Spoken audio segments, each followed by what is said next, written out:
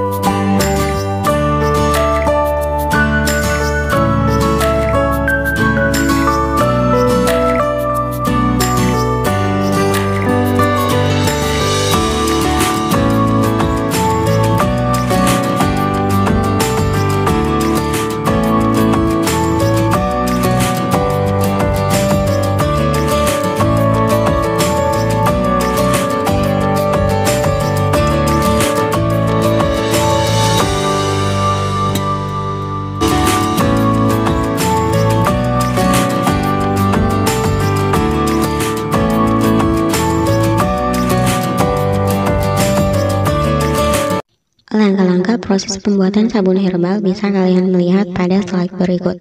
Langkah yang paling penting adalah langkah yang pada bagian pertama. Selalu campurkan air destilasi terlebih dahulu ke dalam wadah sebelum natrium hidroksidanya. Hal ini terjadi karena pencampuran larutan natrium hidroksida dalam air adalah reaksi eksoterm, reaksi yang bisa mengeluarkan panas. Dan sebaiknya pada tahap ini, gunakan sarung tangan agar tangan kalian aman dari korosi natrium hidroksida. Pada tayangan berikut diperlihatkan cara membuat larutan natrium hidroksida yang benar. Karena larutan natrium hidroksida atau soda api ini bersifat korosif, jadi sebaiknya gunakan sarung tangan. Dan wadah yang digunakan harus wadah plastik yang tahan panas.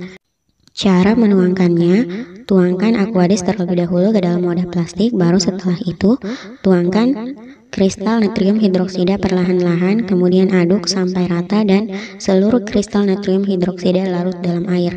Saat kalian mengukur suhunya sebaiknya hati-hati, karena larutan natrium hidroksida ini bersifat korosif dan bisa membuat tangan menjadi gatal. Saat melarutkan natrium hidroksida, suhunya akan meningkat sampai 60 derajat Celcius. Karena itu diamkan sampai suhu antara campuran natrium hidroksida dan minyak sama. Setelah sama, tuangkan minyak ke dalam larutan natrium hidroksida perlahan-lahan, lalu kocok kembali menggunakan mixer pada kecepatan yang paling rendah. Pada proses ini, kalian tidak perlu menggunakan sarung tangan karena pada fase ini natrium hidroksidanya sudah bercampur atau sudah bereaksi dengan minyak membentuk ester yang kemudian akan berubah menjadi sabun. Untuk mengetes apakah reaksi saponifikasi berlangsung dengan sempurna atau basa natrium hidroksida bercampur dengan baik dengan minyak, diamkan campuran 30 detik. Jika minyak dan natrium hidroksida sudah tidak berpisah lagi, tambahkan parfum atau pewangi sesuai dengan selera kalian. Nah, setelah itu kocok kembali sampai larutan homogen. Kecepatan mixer tetap pada kecepatan yang paling rendah. Setelah homogen, tuang adonan sabun ke dalam cetakan. Jika kalian ingin memberikan dua warna yang berbeda atau melakukan variasi, silahkan bagi dua adonan sabunnya ke dalam dua cetakan. Agar lebih estetik dan lebih cantik, kalian bisa menambahkan serbuk bunga-bunga kering, dan di cetakan yang kedua kalian bisa menambahkan pewarna sesuai dengan yang kalian inginkan. Untuk takaran atau dosis pewarnanya sendiri, kalian bisa sesuaikan sesuai dengan intensitas warna yang kalian inginkan pada sabun kalian nantinya. Nah, setelah ditambahkan bubuk pewarna, kalian aduk dengan rata menggunakan spatula yang juga terbuat dari plastik, karena campuran sabun ini sangat korosif terhadap benda-benda yang terbuat dari logam. Setelah diberi warna, tuangkan kembali ke cetakan yang pertama sehingga akan terbentuk dua lapisan sabun yang berbeda warna. Kalian juga bisa menambahkan kelopak bunga mawar kering untuk mempercantik sabun kalian. Nah, setelah dituang dalam cetakan, diamkan sabun selama kurang lebih 4 hari pada suhu ruangan di tempat yang terbuka.